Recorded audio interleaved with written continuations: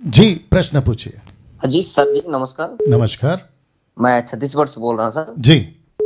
मेरा नाम सिमोन है। जी। जी, मैं आपसे एक सवाल पूछना चाहता हूँ। जी। और मेरा सवाल ये है कि आज लोग बोलते हैं कि मैं नहीं गिरूंगा, मैं परमेश्वर से दूर नहीं होगा, उसको नहीं भूलूंगा, बोलते हैं। पर जी। वचन में एक बात लिखा गया है यूहन्ना के बारे में जी। कि यूहन्ना जब बपतिस्मा दे रहे होते हैं सर, जी। स्वयं यीशु मसीह उनके पास आ जाते हैं। जी। और जब बपतिस्मा के लिए बोलते हैं तो यूहन्ना खुद बोलता है कि तेरे हाथ से मुझे बपतिस्मा लेने की जी। जरूरत, जी। मैं नहीं दे सकता। जी। और ये जान जाते हैं। लेकिन और एक जगह पर लिखा गया है कि जब बंदी गृह में यूहन्ना रहते हैं सर, जी। तो वहां पर बोलते हैं कि जिसकी हम इंतजार कर रहे हैं, क्या वही तुम हो कि और कोई आने वाला है, इस जी। प्रकार जी। बोलते जी, मत्ती का 11 का 3। हैं। हाँ जी। जी। जी। तो जी। मेरा सवाल ये है कि उस समय तो पूरी तरह से जान जाते हैं, पर जी। ये बंदी गृह में जब रहते हैं तो इस प्रकार सवाल क्यों करते हैं सर? वंडरफुल, बहुत अच्छा सवाल। ओके। वाह। जी, लाइन पे बने रहें, जवाब दे रहा हाँ हूँ, जी। ठीक है हाँ जी। ना। साथ ही साथ आपका फ़ोन साइलेंट मोड पे है, क्योंकि अगर साइलेंट मोड पे होगा तो टू टू नहीं बचेगा शायद। आता ही है, ठीक है, कोई बात नहीं। जी, भाई साहब का प्रश्न ये है कि जॉन द बैप्टिस्ट, यूहन्ना बपतिस्मा, वो व्यक्ति जानता था। उसी ने खुद ने कहा कि देखो ये जो आ रहा है जगत का मेमना है। उसने कहा कि मैं जानता हूं कि तू मसीह है, बपतिस्मा मुझे लेना है आपसे, आप नहीं लेना मुझसे। ये दूसरा। तीसरा, आसमान को कबूतर, पवित्र आत्मा को कबूतर की नहीं, आसमान से आते देखा, आसमान से आवाज आई परमेश्वर पिता की। इन सब का विटनेसेस वाला जॉन द बैप्टिस्ट मत्ती 11:3 में अपने चेलों को भेजता है। जब वो जेल में था, कहता है कि जाके पूछ के आओ कि आने वाला तू है या कोई और। तो ऐसी बातें जॉन द बैप्टिस्ट के साथ क्यों हो गई, ये प्रश्न भाई ने अभी पूछा है ना। इसका जवाब मैं इस तरीके से दे देता हूं।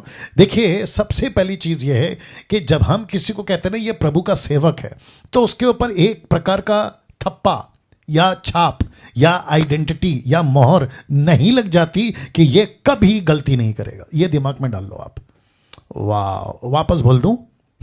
एक व्यक्ति जिसको आप सेवक कहते हो, जिसको आप प्रॉफिट कहते हो, जिसको आप नबी कहते हो, जिसको आप पास्टर कहते हो, जिसको आप अपोस्तल प्रॉफिट कहते हो, यहां तक कि डैनियल राज भी, अगर ये कहते हो कि ये प्रभु का दास है, ये तो कभी गलती नहीं करेगा, ऐसा स्टैंप, थप्पा, छापा नहीं लगाना। मूसा, प्रभु का नबी, एक ऐसा व्यक्ति जिसको प्रभु कहता है ये मैं इसको ऐसे बात करता हूं जैसे कोई अपने भाई से बात करता है। अब्राहम से कहता है कि ये तो मेरा चुना हुआ है, ये मेरा घर का आदमी है, जिसके ऊपर मैं अपनी एक ऐसी राष्ट्र लाऊंगा जिसको कहते हैं इजराइल, नेशन ऑफ इजराइल। तो ऐसा व्यक्ति, अब्राहम से गलती हुई। क्या गलती हुई? अपनी पत्नी को बहन बना दिया। दूसरा, उसको कहा था विश्वास कर तेरी पत्नी से तुझे बच्चा होगा, बीच में हजीरा को घुसा दिया, जिसके चलते इस्माइल पैदा हो गया। मूसा चट्टान पे लकड़ी मार दी दूसरी बार, जबकि नहीं मारना था। दाऊद गलती कर दी। ऐसे कितने लोग हैं जिनसे गलतियां हुई है। तो वापस कहता हूं, जॉन द बैप्टिस्ट को भी आप कैसे देखेंगे, पतरस को आप कैसे देखेंगे, पौलुस को आप कैसे देखेंगे, और सेवकों को आप कैसे देखेंगे। तो वापस कहता हूं, किसी सेवक को ऐसे नहीं कहना कि ये तो सेवक है, इससे कभी गलती नहीं होगी। और उसकी गलती हो गई तो फिर यह भी प्रश्न नहीं उठना चाहिए, अरे ये तो प्रभु का सेवक था, इससे गलती कैसे हो गई। तो मतलब क्या प्रभु ऐसे लोगों को चुनता है? तो इसको दिमाग से निकाल दो, चाहे वो कोई भी क्यों ना हो। परमेश्वर को छोड़ कोई परफेक्ट नहीं है। सबसे गलती होती है, गलतियां करते हैं, और उसके बाद में वो मन फिराते हैं, प्रभु के पास आते हैं। यह अलग टॉपिक है। अब बात करते हैं कि जॉन द बैप्टिस्ट के साथ में कंफ्यूजन कैसा है। भाई साहब, आप लाइन पे बने रहिए। हाँ जी। हाँ जी। जी, और साथ साथ में सुनते रहिएगा, ठीक है ना। अब बात करते हैं जॉन द बैप्टिस्ट को कंफ्यूज क्यों हो गया। एक व्यक्ति कहता है कि ये है मसीहा। नाउ आपको जानना होगा, भाई साहब मुझे नहीं पता आप बाइबल कब से पढ़ रहे हैं, लेकिन अगर आप टोटल हिस्ट्री पढ़ोगे, मसीहा का इंतजार हो रहा था। थोड़ा लंबा खींच रहा हूं, कोई बात नहीं, लेकिन बहुत अच्छा प्रश्न है, उसका जवाब भी तगड़ा होना चाहिए। मसीहा का इंतजार हो रहा था, जिसकी प्रोफेसी करी दानियल ने, जिसकी प्रोफेसी करी मूसा ने, the book of exodus chapter 18 में, जिसके चलते बहुत सारी प्रोफेसी की बातें यशाया, यिर्मयाह, हिजकियेल, आमोस की किताब, यशाया की किताब 9वां अध्याय, ऐसे मसीहा का इंतजार हो रहा था। और मसीहा का इंतजार का मतलब है एक राजा का इंतजार हो रहा था, जिसके चलते ज्योतिषों ने कहा कि यहूदा के कौम में एक राजा पैदा हुआ है। मत्ती 2:2।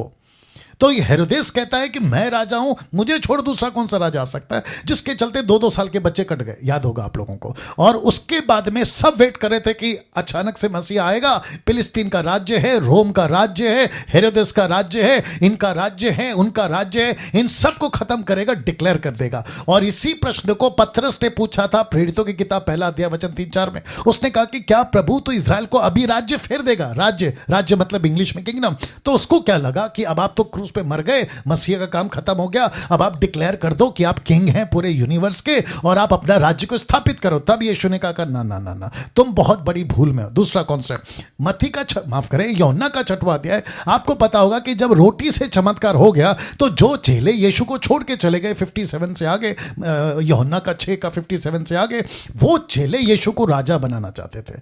तो सबको लगा कि यीशु राजा बनेगा, राज्य करेगा, राजा बनेगा, राज्य करेगा। भाई साहब आप सुन रहे हैं, आशा करता हूं। तो जिसके चलते जब यीशु का प्रचार शुरू हुआ, बहुत ध्यान से सुनिएगा, तो यीशु के प्रचार में क्या था? एक गाल पे कोई मारे तो दूसरा दे दो। ये राजा का नेचर नहीं है, ये राजा का स्टाइल नहीं है। राजा का मतलब क्या है? जिसने तलवार चलाया उसको तलवार से काट दो, ये राजा का सिस्टम है, ये राजा का एटीट्यूड है। फिर यीशु कहता है गाली दे तो तुम उसको आशीष दो, श्राप दे तो उसके लिए प्रार्थना करो, एक कुर्ता ले जाए तो पैजामा उतार के दे दो, एक मील जाए तो दूसरे मील चले जाना। ऐसी प्रचार सुनकर और ऐसा माहौल, घोड़ियों के बीच में बैठता है, घोड़ियों को चंगाई देता है, वेश्याओं के बीच में उठता बैठता है, उनको ठीक करता है, वेश्याओं को अलाउ करता है, मेरे पैरों को अपने बालों से साफ करो। ऐसी प्रचार जब सुनी तो मत्ती 11:1 जल्दी निकालो, मत्ती 11:1 बहुत ध्यान से सुनना। आपने जो आपने प्रश्न पूछा है, देखिए क्या लिखा है। मत्ती 11:1 में लिखा है, जब यीशु अपने 12 चेलों को आज्ञा दे चुका, वह उनके नगरों में उपदेश प्रचार करने को वहां से चला गया। यूहन्ना ने बंदी गृह में मसीह के कामों का सुसमाचार सुना। तो इसका मतलब क्या है? उसने जेल में बैठे बैठे सुना। तो क्या सुना? यीशु का प्रचार ऐसा है, राजा वाला तो कोई गुण ही नहीं है, अधिकार वाला तो कोई गुण ही नहीं है। यीशु तो यूहन्ना के 4 अध्याय में चेलों के पैर धो रहा है। मरकुस कहता है मैं सेवा लेने नहीं, सेवा करने आया हूं। ऐसा प्रचार सुन के भाई साहब आप जो सुन रहे हो अभी, किसके मन में शक नहीं उठेगा कि क्या ये मसीहा है? अब बताइए। हेलो, हाँ जी जी, अभी मन में प्रश्न उठेगा ना? जी सही है जी। अगर यीशु का लाइफस्टाइल ऐसा है, एक तरफ प्रोफेसी है कि मसीहा पैदा होगा, एक तरफ प्रोफेसी है कि राजा पैदा होगा, लेकिन ये मसीहा राजा क्या कर रहा है? चेलों के पैर धो रहा है, घोड़ियों के बीच में उठ रहा बैठ रहा है, और ऊपर से पापियों को प्यार करता है, कहता है पापियों को प्यार करता हूं। तो ऑब्वियस है ना सर। इसलिए फिर उसी 11:5 में लिखा कि धन्य है वो जो मेरे कारण ठोकर ना खाए। तो फिर यीशु ने कहा कि जाके बोलो, अंधे देखते हैं, लंगड़े चलते, सुसमाचार का प्रचार किया जाता है। तो जॉन द बैप्टिस्ट को वहां पे क्लियर हो गया सर, मैसेज पहुंचने के बाद, ओके इसका प्रचार अलग है लेकिन यही मसीहा है, इसकी बातें अलग है लेकिन यही यीशु है। That's it. आशा करता हूं आपको जवाब मिल गया। जी बहुत बहुत धन्यवाद जी। Thank you. अद्भुत रीति से आपने जवाब दे दिए। जी, God bless you. Thank you. Okay.